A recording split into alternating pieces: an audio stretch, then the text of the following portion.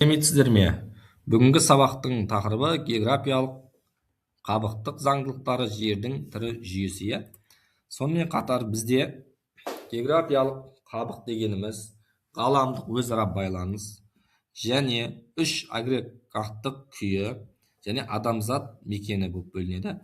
Ғаламдық өзара байланыс дегенімізге атмосфера, литосфера, гидросфера және биосфераның тығыз байланысқан өзара әрекеттесетін ортаны жатқызамыз.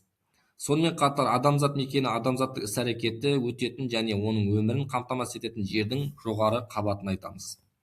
Географиялық қабықтың негізгі ерекшеліктеріне тоқтайтын болсақ, үздіксіз және іркілістік және зат пен энергия айналымы деп бөлінеді. Бұның ішінде үздіксіз дегеніміз географиялық қабық кеңістікте тұтастығымен және барлық компоненттерінің бір-бірімен тығыз байланысымен сипатталады. Ал іркілістік дегеніміз бұл жерде ол әртүрлі дәрежедегі өлшемдегі геожүйелерге, ландшафттарға бөлінеді. Және зат пен энергия айналымға жүйе ішінде зат пен энергияның үздіксіз алмасуы мен айналымы жүріп отырады. Бұл оның тіршілік әрекетін қамтамасыз етеді. Жердің қабықтарына келетін болсақ, литосферадан стратосфераға дейін органикалық өмірдің таралу аймағы.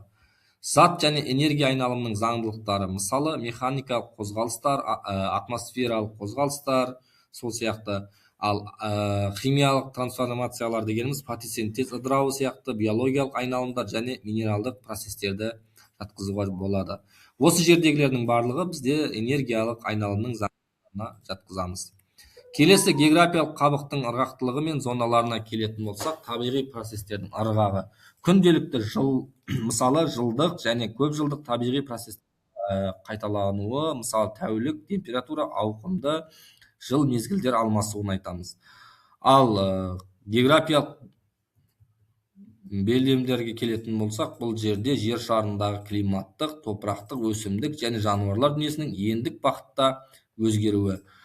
Бұл жерде географиялық белдемдердің пайда болуына әкеледі. Келесі географиялық қабықтың дамуына келетін болсақ, ол эндогендік пен экзогендік күштердің әсерінен болады. Эндогендік күштер жердің ішкі бөлігінде жылу, магмалар, процестер, жер сілкіністер және жанартау атқылауы сияқты құбылыстар олар жер бетіндегі ірі бедерлерге формаларымен қалыптасады. Экзогендікке келетін болсақ, ол күн радиациясы, атмосфералық құбылыстар, жел, жауын-шашын, температура өзгеруі. Яғни экзогендік дегеніміз күн радиациясы сыртқы құрылғы, эндогендік дегеніміз ол жердің ішкі бөліктерін айтамыз. Сонымен қатар географиялық қабықтың құрамдас бөліктеріне геологиялық, атмосфералық массалар, су ресурстары, биосфера, мұздықтарды жатқызамыз. Географиялық қабық ұғымының тарихы 1910 жылы зерттелуін басталды. Осы жердегі қабықтың тарихын толыққанды зерттелуін бүгін сабақта толық талдайтын боламыз. Яғни қорытындылай келе, географиялық қабық жердің түрі өзгермелі жүйесі.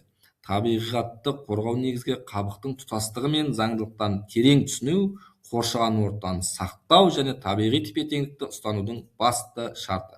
Өмірдің кепілі зат пен энергия айналымының үйлесімділігі және оның үздіксіз жұмыс істеуі планетадағы тіршіліктің сақталуының негізгі кепілі болып саналады.